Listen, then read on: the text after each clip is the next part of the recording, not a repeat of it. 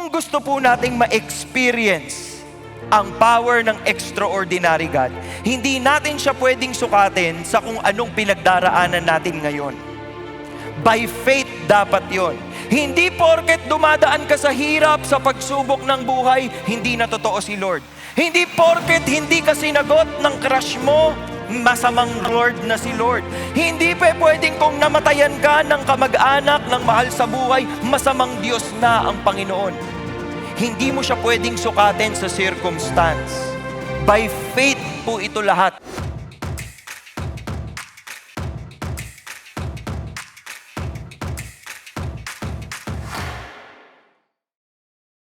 Pag-uusapan natin ngayon ang isang tao sa Biblia na napakaganda po ng faith. Napakatibay ng pananampalataya. Si James po, sa James chapter 5, wrote about him. Sabi niya, the effective prayer of a righteous man can accomplish much. Pag yun daw pong dasal, kapag yung tao tama sa Panginoon, powerful ang prayer niyan. Elijah was a man with a nature like ours. Si Elijah po ang bida ng kwento natin ngayon. At siya po ay normal na tao lamang. Katulad lang natin siya. Okay? Hindi ho siya Diyos. Wala ho siyang magic, wala ho siyang superpowers. Pero meron ho siyang faith. At matindi ang faith ni Elijah. Tingnan ninyo. He prayed earnestly that it would not rain. And it did not rain on the earth for 3 years and 6 months. Ito si Elijah, 3 years and 6 months, hindi umulan. Then he prayed again, and the sky poured rain, and the earth produced its fruit. Napakatanyag po ni Elijah bilang isang propeta. Ano ngayon ang kwento ng buhay niya? Kilalanin natin si Elijah. Ito lang po ang description ni Elijah sa Old Testament, sa 1 Kings chapter 17. By the way, mag-uusapan po natin 3 chapters. 1 Kings 17, 18, 19. Now, Elijah the Tishbite, okay? Ang kanya pong, ano bang tawag mo dito? Basta, yung tawag sa kanya. Siya po ay Tishbite, okay? He was of the settlers of Gilead. So, ito po yung Israel, hindi ba? Dito po sa Gilead yung tawag doon. Gina-joke ko lang kayo. Itong si Elijah, wala naman, normal na tao lang siya. Sumugod siya sa hari ng Israel na ang pangalan ay si Ahab. Ito pong si Ahab, yung Ahab po sa Hebrew, ang ibig sabihin ay pagmamahal. Kaya nga po tayo merong Ahab you. Ganyan. Yun ang ibig sabihin ng salitang Ahab. Kaya lang, itong Ahab na ito, demonyo ito, parang ganyan. Napakasamang hari nito. Sa sobrang sama, sinumpa siya ni Elijah. Ano sabi sa kanya? As the Lord, the God of Israel lives, before whom I stand, surely there shall be neither dew nor rain this years except by my word. So dahil sinabi niya yan sa hari, kanino magagalit yung hari? Kay Elijah. Kasi po kapag hindi umulan sa Israel, tandaan po ninyo ito ang paligid ng Israel ay disyerto. Pag pumunta ho kayo ng Middle East, para hong ibang bansa talaga yung Israel. May mga pananim sila, masasaya yung mga tao, kumbaga sagana yung land, okay yung lupa nila. Kaya lang, sinabi dito, hindi uulan. So ano pong mangyayari pag hindi umulan? Unang-una, mamamatay ang mga pananim. Magkakaroon ng taggutom. Pag nagkaroon ng taggutom, magkakaroon ng taghirap. Pag nagkaroon ng taghirap, anong mangyayari? Mamamatay po yung mga tao. Ganun ang problema. Nadudulutin nitong sinasabi ni Elijah. Okay? Ngayon, tingnan natin sa buhay niya kung paano natin ma-experience yung extraordinary God by faith. 4 na bagay po yan. Kailangan you listen, obey, trust, and supplicate. Listen. Listen. Yan. To the song. Yan. Tingnan natin kung paano siya nag-listen. The word of the Lord came to him. Okay? Walang walang ibang nagsalita sa kanya. Ang pinakinggan niya, salita ng Diyos. The word of the Lord came to him saying, Go away from here. Umalis ka dito. Turn eastward. Hide yourself by the brook Cherit. Pinagtatago siya ni Lord. Ba't siya pinagtatago ni Lord? Kapag nagbabasa kayo ng Bible, wag lang kayong titigil dyan. Binasa nyo lang, tas tapos na. Tatanungin po ninyo sarili nyo, bakit pinagtatago siya ni Lord? Gusto lang ba niya maglaro ng tagu-taguan? Hindi. May threat sa buhay ni Elijah. Ano ho ang threat? Kinalaban niya ang hari. So yung hari po, dahil masama talaga ugali nito eh. Ito po yung talagang dapat makulong. Yan, ganyan talaga yan si Ahab. Kaya lang gusto niyang gawin, gusto niya patayin si Elijah. So ano sabi? Doon ka pumunta sa brook Cherit, east of Jordan. It shall be that you will drink of the brook. At pagkatapos sabi, I have commanded the ravens to provide for you there. So anong ibig sabihin nito? Sabi ni Lord, magtago ka, uminom ka doon, papakainin ka ng mga ibon. Sige, kung kayo po si Elijah, susunod ba kayo? Wala, dalawa lang naman choice nyo eh. Dito ka, papatayin ka ng hari, o magtago ka doon, papakainin ka ng mga ibon. Tingnan po ninyong mapang ito. Si Elijah po ay nakatira dito sa Tishbet. Tishba. Okay, Tishbite kasi siya. Pinapunta siya sa Cherit, Brook Cherit, o galaw ka lang dyan. Ito pong mga lugar na to ang pupuntahan natin sa buong episode na pinapanood nyo ngayon. Okay, anong gagawin ni Elijah? Kailangan niya magtiwala. Na kapag pumunta siya sa Brook Cherit, makakainom siya ng tubig at papakainin siya ng mga ibon. By faith niya gagawin yon. Tingnan po ninyo sinabi, kailangan makikinig ka. Romans chapter 10 verse 17. Faith comes from hearing and hearing by the word of Christ. Second point, obey. Yan. Itong pinakamahirap sa lahat. Sumunod. Ayaw nating sumunod. Pero sinabi rin po ni James sa James 1:22, prove yourselves doers of the word, not hearers. Hindi lang kayo para makinig dito. Kayo rin po ay para sumunod, para mag-practice, para po gawin kung ano yung pinapagawa sa atin ng Panginoon. O, tingnan natin ang pagsunod na ginawa ni Elijah. He went and did according to the word of the Lord. Lumipat siya ng bahay, pumunta siyang Cherit. Dito na ako sa Cherit. Chiririt na siya. Diba? Cherit, which is east of the Jordan. Anong ginawa ni Lord? Faithful si Lord. The ravens brought him bread and meat in the morning. Bread and meat. Hindi lang bread, hindi lang meat. Bread and meat. Imagine ninyo, may siopaw siya agad dun. Di ba? And bread and meat in the evening. Etong problema. Kakahigop po ni Elijah sa stream. Okay pa. Tagtuyot na. Ano nangyari? It happened after a while that the brook dried up. Kasi wala nang ulan. So wala na siyang mahigop. Yung isang araw po paghigop, lupa na. Wala nang tubig. Anong sinabi ni Lord sa kanya? Yan ulit. The word of the Lord came to him. Sabi, arise, go to Sarephat, which belongs to Sidon, and stay there. Behold, itong sinabi ni Lord, pumunta kang Sarephat sa Sidon. Meron dong byuda. Yung byuda ang magpo-provide para sa iyo. Napakabuting tao po ni Elijah. He arose and went to Sarephat. At doon sa Sarephat, nakita po niya yung byuda na namumulot ng mga stick. Tingnan po ninyo. Kasi sabi ni Lord sa kanya, ang widow na yan ang magpo-provide sa iyo. So itong si Elijah na hindi naman taga roon sa Sarephat, nang utos. Byuda po ba kayo? Oo, matagal nang wala ang aking asawa. Okay po. Pakikuha nga po ako ng tubig. Nauuhaw po kasi ako eh. Yan may nangyari.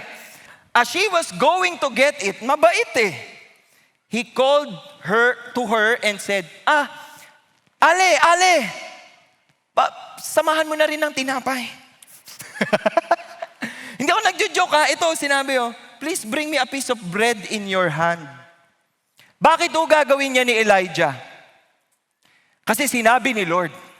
Sinabi ni Lord na magpo-provide siya through a widow then he can trust that God will provide through a widow, even if it is impossible. Ganun po bang tiwala niyo sa Panginoon? Ngayon, hindi lang po si Elijah ang sinusubok dito. Sinusubok na rin po yung biyuda, yung kawawang ale. Tingnan niyo sinabi, as the Lord your God lives, maging honest lang ako kuya, makautos ka. Hindi, joke lang. Sabi niya, as the Lord your God lives, wala akong tinapay. Only a handful of flour in the bowl and a little oil in the jar. Kaya nga ako nagpupulot ng mga stick eh. Kasi lulutuin ko na yung mga natitira sa amin. Para kami makakain at mamamatay na kami. Ganyan. Tingnan niyo ho ang pananampalataya ni Elijah. Do not fear. Nang utos siya, di ba? Huwag kang mangamba. Go, do as you have said. Sige, gumawa ka ng pagkain nyo nung anak mo. But, make me a little bread cake. Bread cake pa. Di ba? Hindi man lang gusto ng tutong eh. Gusto, gawin mong cake. Happy birthday kasi. Joke. Gawin mong cake from it first. Unahin mo ako. Naintindihan nyo ba? Nakakasyukit itong nangyayari. Masaya pala ito pag-usap. Kaninang English service parang normal lang eh. Parang ngayon, pag nilagay ko na sa imagination ko, parang, wow! Ganun pala yun. Gumawa ka muna ng cake. Dalin mo sa akin. Tapos, tsaka ka naman pwedeng gumawa para sa'yo tsaka sa anak mo. Pero bakit sinabi ni Elijah, huwag kang mangamba? Bakit?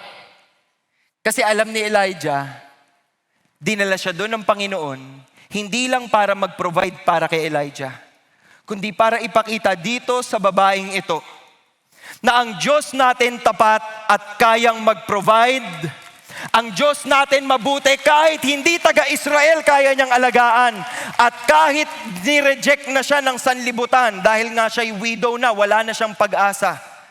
Lagi siyang merong pag-asa kasi kasama niyang Panginoon. Yun ang misyon. At yun ang mangyayari. Tingnan niyo, sabi ho sa Luke, I say to you in truth, there were many widows in Israel in the days of Elijah.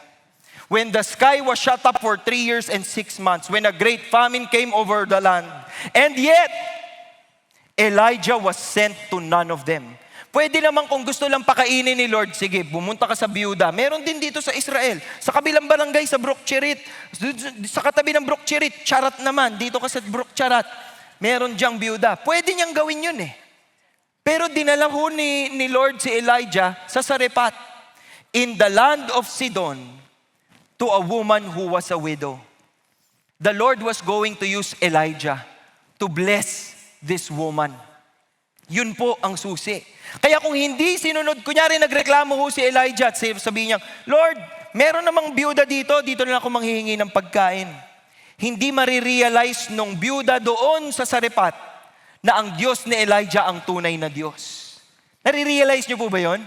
Iba yung exposure na pwedeng ibigay. Susunod, trust. Siyempre, nakinig ka, nagsunod ka na rin, dapat magtiwala ka rin. Bakit po importante ang pagtitiwala? Sabi sa Proverbs 3, trust in the Lord with all your heart and lean not on your own understanding. Alam niyo po ba, kaya tayo naliligaw, kaya tayo nadadapa, kaya tayo nagkakamali. Pinipilit natin yung gusto natin. Kesa yung sinasabi ni Lord na eto ang tama. Lord, parang hindi eh. You trust in the Lord with all your heart. In all your ways, acknowledge Him and He will make your path straight. Tutuwirin niya yung daan mo kung siya ang pipiliin mong sundin. Malinaw ba yan? You trust in Him. So si Elijah po, yan po ang ginawa niya. Anong nangyari? Thus says the Lord, sabi niya, the bowl of flour shall not be exhausted, nor shall the jar of oil be empty. Inassure niya po yung byuda, sige lang, gawan mo ko ng cake. Sinasabi ko sa iyo, hindi mauubos yan. Hanggang sa umulan, patuloy na magkakaroon ka ng flour at saka ng oil. Hindi ka mauubusan. So anong ginawa ng babae? She went and did according to the word of Elijah, and she and her household ate for many days. The bowl of flour was not exhausted, nor did the jar of oil become empty, according to the word of the Lord. Hindi naubos. Bakit? Kasi sinabi ng Panginoon. Kapag ka sinabi ng Panginoon, you can trust that God will accomplish what He said He will do. Because He is a faithful God. Ngayon nangyari po, after many days, ibig sabihin matagal. Nag-banding na po dyan si Elijah, tsaka yung pamilya nito, no? It happened after many days that the word of the Lord came to Elijah in the 3rd year. 3 years! Biruin po ninyo, hindi pa umuulan ng 3 years. Ibig sabihin, tuloy-tuloy lang siya. Gumagawa ng cake. Gumagawa ng tinapay. Ngayon, inutusan na ni Lord si Elijah, go. Show yourself to Ahab. I will send rain on the face of the earth. Biruin mo, pupuntahan mo na yung hari na gustong pumatay sa'yo. Pero kahit ganon, sinunod ni Elijah. Elijah went to show himself to Ahab. Now, the famine was severe in Samaria. Taggutom pa rin sila. So, desperado ng mga tao dyan. Sabi ni Ahab, nung nakita niya si Elijah, is this you, you troubler of Israel? Ano ibig sabihin? Ikaw, nanggugulo ka lang dito sa bayan namin eh. Ikaw ba yan? Sabi ni Elijah, hindi ako nanggugulo. Ikaw ang nanggugulo. Ganyan. Ang tapang ni Elijah, oh. You and your father's house have because you have forsaken the commandments of the Lord and you have followed the Baals. Ano bang kasalanan ni Ahab? Dahil kay Ahab, nag-start po silang mag-worship sa iba't ibang Diyos. Sa Israel po, nagkaroon ng mga altar para kay Baal. Nagkaroon ng mga altar para kay Asherah.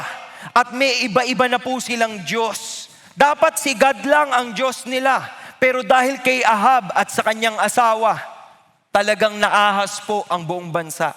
Kaya ganun kagalit si Elijah. Sinasabi niya, kayong may kasalanan yan. Tingnan po ninyo ang mangyayari, verse 19. Hinamon niya si Ahab, send and gather to me all Israel at Mount Carmel. Magsama ka ng 450 prophets of Baal at 400 prophets of the Asherah. Lahat ng mga pinapakain ni Jezebel. Kasi si Jezebel, yung asawa po ni Ahab, ito po'y nagpapakain dun sa mga propeta, sa mga false prophets. So Ahab sent a message among all the sons of Israel and brought the prophets together at Mount Carmel. Ito na, face off na. The battle begins.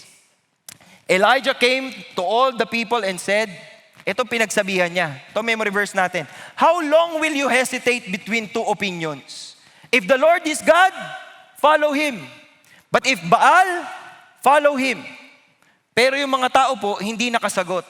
Bakit? Takot sila. Tapos po, ano sinabi? Kinausap po niya. 18 verse 22 to 24. I alone am left a prophet of the Lord. Pero yung mga propeta ni Baal, 450. Sige, ganitong gawin natin. Ito pong pinagawa niya. Kukuha ako ng baka, kuha rin sila ng baka, okay? Kakatayin namin yung baka, gagawa kami ng altar, okay? Pero yung sa akin, hindi ko sisindihan. Hindi rin nila sisindihan yung kanila. Ano mangyayari? Ngayon, tawagin natin yung mga pangalan ng Diyos natin. Tawagin niyo yung Diyos niyo. Hingin niyo yung apoy sa Diyos niyo. Tapos hingin ko rin yung apoy sa Diyos ko. Kung sino magbigay ng apoy, yun ang Diyos. Tingnan niyo yung mga tao. That is a good idea. Di ba? Parang mga ewan to eh, no? Ano nangyari? So, edo na. Meron ng baka ho dito. Merong baka dito. Andito ho yung mga propeta ni Baal tsaka ni Asherah. Handa na ho sila, nandyan na po. Anong ginagawa na? Magtatanghali na. It came about at noon. Elijah mocked them. Okay? Tagalugin ko na lang ha. Tinutokso, ano? Wala pa ba? Baka napakahina ng boses nyo. Kailangan lakasan nyo pa. Baka busy. Baka pumasok muna sa loob. Baka naglalamyerda. O baka tulog pa. Lakasan nyo para marinig kayo. Ganyan. Ganyan pa si Elijah. Ang tapang-tapang. So ano naman yung mga taong uto-uto? Umiyak. They cried with a loud voice. Tapos pinaghihiwa po nila yung sarili nila. Dugo, dugo, dugo. Magising ka, Baal. Ito pang dugo ko. Ay, naputol. Baal! Ganyanan sila. Until the blood gushed out of them. Mauubusan na sila ng dugo. When midday was past, they raved until the time of the offering and the evening sacrifice. Pero wala pa ring boses, walang sumagot, walang pumansin kahit nagpapansin na sila. Ano sa palagay inyong mangyayari? Kaya nga, taste and see that the Lord is good. How blessed is the man who takes refuge in Him. Oh, fear the Lord, you His saints, for to those who fear Him, there is no want. Walang magkukulang. The young lions do lack and suffer hunger, but they who seek the Lord shall not be in want of any good thing. Yan ang pangako ng Panginoon sa atin. Hindi tayo pababayaan ng Diyos. Kaya isipin po ninyo kung ganun siya kabuti. Tapos ang sukli natin sa Kanya, suwail tayo, pasaway tayo. Isipin po ninyo yung goodness ng Panginoon at kung paano tayo kapasaway. We need to learn to listen, to obey, to trust. Yan po ang tatlong punto natin. Pang-apat at ikahuli sa lahat, supplicate. Ang ibig sabihin po ng supplicate ay to pray. Huwag kang tumigil magdasal. Yung iba ho sa inyo nagdadasal lang kapag may prayer dito sa church. Paano ho kayo sa bahay? Nagdarasal pa rin po ba kayo? May pinagdarasal ba kayo na hindi pa binibigay ni Lord? So tingnan nyo si Elijah, nagdasal. At the time of the offering of the evening sacrifice, eto na, walang apoy na dumating dito sa baka, dito sa sacrifice ng mga propeta ni Baal. Time na ngayon ni Elijah. Ito ang ginawa ni Elijah. Hindi, nagdasal siya. Sabi niya, O Lord, the God of Abraham, Isaac, and Israel, today let it be known that you are God in Israel and that I am your servant and I have done all these things at your word. Sinunod kita. Answer me, O Lord, answer me, that these people may know that you, O Lord, are God, and that you have turned their heart back again. Then the fire of the Lord fell and consumed the burnt offering and the wood and the stones and the dust and licked up the water that was in the trench. And when all the people saw it, they fell on their faces and said, The Lord, He is God! The Lord, He is God! Naniwala sila bigla sa God ni Elijah. So anong pinagawa ni Elijah? Sugurin nyo sila. Huwag nyo silang patatakasin. So they seized them. And Elijah brought them down to the brook Kishbon. Ito naman ay isa pang brook. Hindi ito yung brook Cherit. Ito ay brook Kishon. And slew them there. Pinagpapatay ni Elijah lahat ng propeta ni Baal. Tindi. O ano nangyari? Kala nyo tapos na? Hindi pa. Hanggang mamaya pa tayo dito. Haba nito eh. Now Elijah said to Ahab, sabi ni Ahab, bumalik ka na sa inyo. Kumain ka na, uminom ka na. Kasi sinasabi ko sa iyo, uulan. Yan. So, umakyat po si Ahab, kumain. Hindi ko rin po alam kung bakit, no? Akala yata ni Ahab si Elijah yung hari. Sumunod lang siya eh. But Elijah went up to the top of Carmel. He crouched down on the earth and put his face between his knees. Anong ibig sabihin yan? Yung posisyon pong nagdarasal. Okay? Tapos sabi po niya dun sa kanyang servant, silipin mo nga dun sa bandang dagat. May parating na bang ulan? So takbo po yung servant niya. Boss, wala pa. Wala pa. Pray ulit siya. Pray. Pinaulit-ulit po niya yun 7 beses. It came about on the 7th time, ang sabi po nung servant niya, meron akong nakitang cloud. Ganito. Ganito daw. So isipin po ninyo, dagat kayo. Ito yung dagat. Masyadong walang ulan eh. 'Di ba? May dumaang ulap kasing laki ng kamay. Sabi nung servant, baka ito na yun. Elijah, ayun, meron po, parang ganito lang. Ano sabi ni Elijah? Go up, say to Ahab, prepare your chariot and go down so that the heavy shower does not stop you. Biruin mo yan. Sasabihin mo sa hari, umalis ka na dyan para di ka abutan ng ulan. In a little while, ano nangyari? The sky grew black with clouds and wind, and there was a heavy shower. Umulan. 3 taong hindi umuulan. Isang maliit na cloud lang ang nakita ni Elijah. Sabi niya, maganda kayong lahat, uulan na. Eto na, parating na. Umulan nga po. Last chapter na tayo, patapos na tayo. Ahab told Jezebel all that Elijah had done. Pinatay ni Elijah lahat ng propeta. Anong sinabi ni Jezebel? May the gods do to me and even more if I do not make your life as the life of one of them by tomorrow about this time. Nagbanta si Jezebel. Sabi ni Jezebel sa kanya, papatayin kita. Yan. Ano sa palagay niyo ang gagawin ni Elijah? Si Elijah, nasiga-siga kay King Ahab. Si Elijah, na nang-utos sa biyuda, gawan mo ko ng tinapay. Bago ka mag-bake para sa inyong anak, ako munang pakainin mo. Ano sa palagay niyong ginawa ni Elijah? We would think that Elijah would say, I am not afraid of you, Jezebel.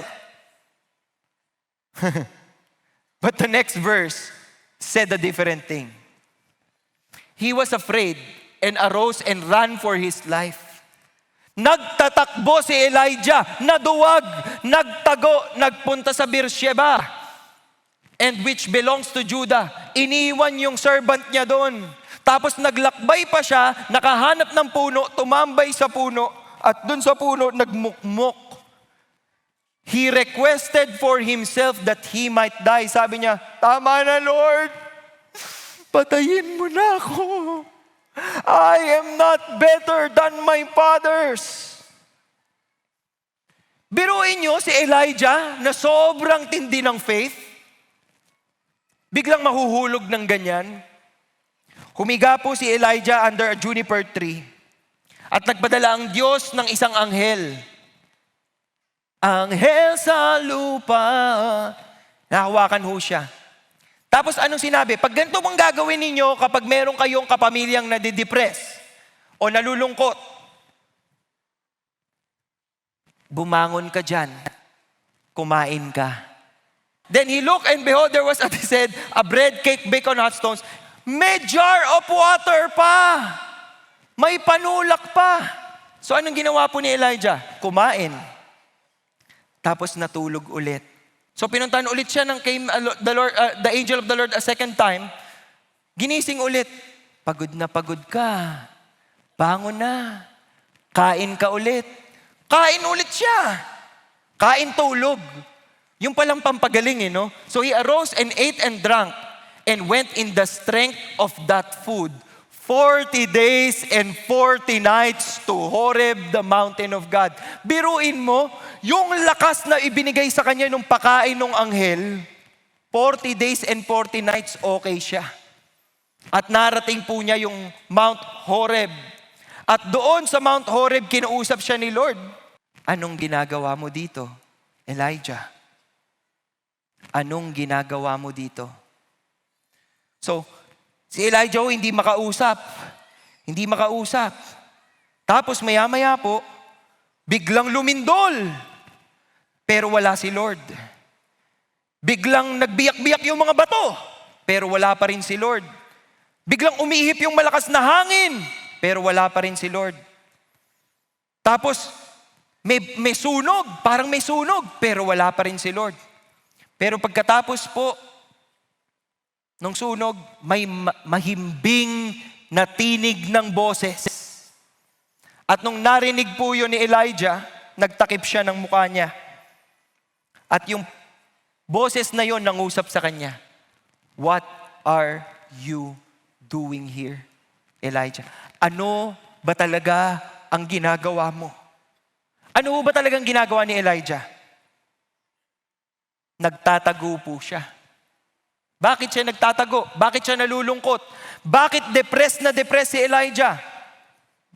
Finally, sumagot si Elijah at nagpaliwanag. Lord, napaka-active ko para sa iyo. Binuhos ko lahat para sa God of hosts. For the sons of Israel have forsaken your covenant, torn down your altars, killed your prophets with sword. Lord, ako na lang mag-isa. Gusto pa nila akong patayin. Tingnan mo ninyo yung sagot ng Panginoon sa kanya. The Lord said to him, go. Return on your way. Balikan mo na yung trabaho mo. May trabahong naghihintay sa'yo, Elijah. Ito, i-anoint mo si Hazael para maging king of Aram. Si Jehu, the son of Nimshi, i-anoint mo, siya ang magiging bagong hari. At si Elisha, yung son of Shaphat. Shaphat. Yeah. Si Elisha, anak ni Shaphat, i-anoint mo kasi siya ang magiging susunod na propeta. O ano pang hinihintay mo? Magtrabaho ka na. Ang susi po ay ito. Pinapakita ng Panginoon sa kanya, Elijah, hindi pa tapos ang mission mo. Hindi pa tapos ang kwento ng buhay mo. Hindi dito natatapos ang kwento ng kadakilaan ko, Elijah. Ano ang ginawa ni Elijah? By grace, the grace that was given to him, umaksyon siyang muli. At dumating po sa 2 Kings chapter 2 na tayo. Habang tinitrain po niya yung papalit sa kanya si Elisha. As they were going along and talking, behold, there appeared a chariot of fire and horses of fire na naghiwalay po sa kanilang dalawa. At hinigo po ng ipo-ipo si Elijah papuntang langit.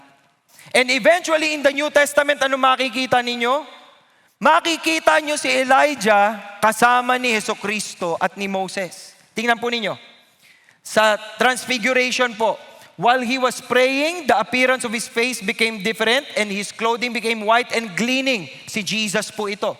And behold, two men were talking with him. Sinong kausap ni Jesus? They were Moses and Elijah, who appearing in glory were speaking of his departure which he was about to accomplish at Jerusalem. Gusto ko pong magtapos sa isang quotation na nakita nila Pastor Peter nung sila po ay bumisita sa Europa. Binisita po nila yung mga churches in the Europe area. And so they found this inscription of the Heidelberg Catechism. Ang sabi po, what is your only comfort in life and in death? At ang sagot po, that I am not my own, but belong, body and soul, in life and in death, to my faithful Savior, Jesus Christ. He has fully paid for all my sins with His precious blood and has set me free from all the power of the devil. He preserves me so that without the will of my Heavenly Father, not a hair can fall from my head. Indeed, all things must work together for my salvation. And this Jesus is the one na pinaglalaanan po natin ang ating pananampalataya at sinasabi natin, we want to experience the extraordinary God by faith because we know Jesus fulfilled His promise. Kaya ang hamon po sa ating lahat ngayong hapong ito, maaaring you identify as a Christian. Maaaring you believe you are a Christian. Maaari pong you think Kristiyano ka. Pero nasunod ka ba talaga sa Kanya? Nagtitiwala ka ba talaga sa Kanya? At kumakapit ka ba? Sa gitna ng pagsubok, you know, you trust that God is with you. And He will not forsake you. He will never leave you nor forsake you. Yan ay pangakong pwede nating kapitan. Tayo po ngayon ay magdarasal. Imbitahan ko ho kayong pumikit at yumuko. Samahan po ninyo akong magdasal muna. Panginoon, gusto ko pong kausapin kayo. Inipo po ninyo ang aking puso ngayong hapon. Salamat, O Diyos. Salamat sa iyong kadakilaan. Salamat sa iyong katapatan. Salamat, O Diyos, sa iyong kabutihan. Salamat, Panginoon, na sa kabila ng mga kalugmukan na meron kami, sa kabila ng mga problema na kinakaharap namin, at maging sa mga pagkakamali namin, nakikita mo pa rin kami. Hinahawakan mo ang aming kamay at hindi mo kami iniiwan. Panginoon, ikaw ang binibigyan namin ng papuri at pasasalamat ngayong hapong ito. And I want to pray for very specific people in the house. Kung hindi ka pa nakasuko sa Panginoon, at ngayong araw na ito nangungusap siya sa iyong puso at sinasabi niya sa iyo, ito ang araw kung saan sasabihin mo that you will follow me. Na ako ang masusunod at magtitiwala ka sa akin. You will listen, you will obey, you will trust, and you will supplicate, you will keep praying. If you want to commit to the Lord today, pwede ka bang tumayo? Tumayo ka ngayon, sabihin mo, Panginoon, gusto ko ng mas malalim na relasyon sa iyo. Sa araw na to, Panginoon, sa araw na to, baguhin mo ang aking buhay. Sa iyo ko inilalagay ang aking pagtitiwala. Humihingi ako ng tawad sa aking mga kasalanan. Humihingi ako ng tawad sa kawalan ko ng tiwala sa iyo. Humihingi ako ng tawad sa katigasan ng ulo ko. Panginoon, ikaw ang Diyos at ikaw ang tagapagligtas. Tinubos mo ang aking buhay. Ngayon, bigyan mo ko ng kapangyarihan para mabuhay na kalugod-lugod sa iyo. Jesus, our lives are yours, and we will continue to build our lives in you, through you, and for you. As we experience our extraordinary God, we declare by faith na ang Panginoon namin ay buhay at patuloy siyang nabubuhay, naghahari. Sa iyo kami, O Diyos, luwalhatiin mo ang iyong pangalan sa aming buhay. This is our prayer in Jesus' name. Amen.